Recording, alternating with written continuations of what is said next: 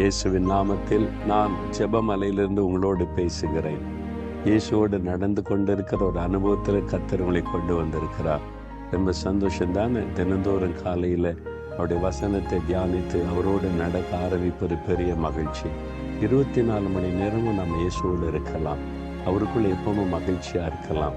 அவருடைய சிந்தை உள்ளவர்களாய் வசனத்திற்கு கீழ்ப்படிகளவர் இருந்தால் அவருடைய பிரச்சனை எப்பவுமே நம்ம கூடவே இருக்கும்.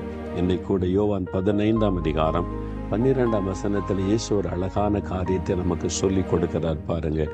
நான் உங்களில் அன்பாய் இருக்கிறது போல நீங்களும் ஒருவரில் ஒருவர் அன்பாய் இருக்க வேண்டும் என்பதே என்னுடைய கற்பனையாய் இருக்கிறது.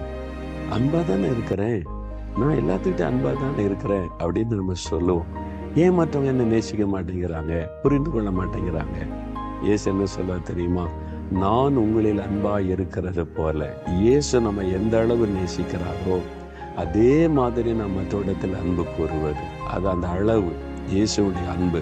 அவருடைய அன்பு என்ன? அவர் நம்மளை நேசிக்கும் போது அந்த குறை இந்த குறை, நீ அது சரியில்லை இது சரியில்லை, ஒன்றை வச்சு என்னப்பா அப்படி ஏதாவது பேசுவாரா? இல்லை. நம்மளுடைய குறைவோடு நம்ம ஏற்றுக்கொண்டு அணைத்து நம்முடைய பிள்ளைகள் ஆக்கி கொண்டார். சிலருக்கு குறை இருக்கும். நம்ம வேலை செய்கிற இடத்துல, படிக்கிற இடத்துல, வசிக்கிற இடத்துல எல்லாரும் நம்ம விரும்புகிற மாதிரி இருக்க மாட்டாங்க. மனுஷன் பலவீனம் உள்ளவன், குறை உள்ளவன். அதனால இந்த குற்றத்தையே சொல்லி மற்றவங்களை வெறுக்காதபடி இயேசுவை போல மற்றவங்களை நேசிக்க பழகுங்க. உங்கள் மாமியார், மருமகள், உங்களுடைய கணவர், மனைவி, பிள்ளைகள், கூட வேலை பார்க்குறவங்க, பக்கத்து வீட்டுக்கு சில குறை இருக்கும். அதே பெருசுப்படுத்தி முறுமுறுத்தி என்ன இப்படி இருக்காங்கல்ல நினைக்காதங்க. நேசிங்க. எல்லாரிடத்துல இயேசு நம்ம நேசிக்கிற மாதிரி எல்லா இடத்துல அன்பு கூறுங்க. நீங்கள் எப்பவும் சந்தோஷமா இருக்கலாம். தெரியுமா? அந்த அன்பு உங்களுக்குள்ள வந்துட்டா எந்த சூழ்நிலையில நீங்கள் சந்தோஷமா இருப்பீங்க. இல்லைன்னா மற்றவங்களை பார்த்து எரிச்சல் பட்டு கோவப்பட்டுக்கிட்டு உங்களையே நீங்கள் பாதிக்கிற மாதிரி நடந்து கொள்வீங்க. வேண்டாம். இயேசுவை உண்மை போல நான் எல்லாரையும் நேசிக்கணும். அந்த அன்பை தாங்கன்னு கேளுங்க. தகப்பனே, நீங்கள் எவ்வளவு அன்பான ஆண்டவர். நான் குறைவுள்ளவனாய் இருந்த போதிலும் என்னை நேசித்து என்னை ஏற்றுக்கொண்டு அணைத்து கொண்டு உடைய மகனாய் மகளாய் வைத்திருக்கிறீங்களே.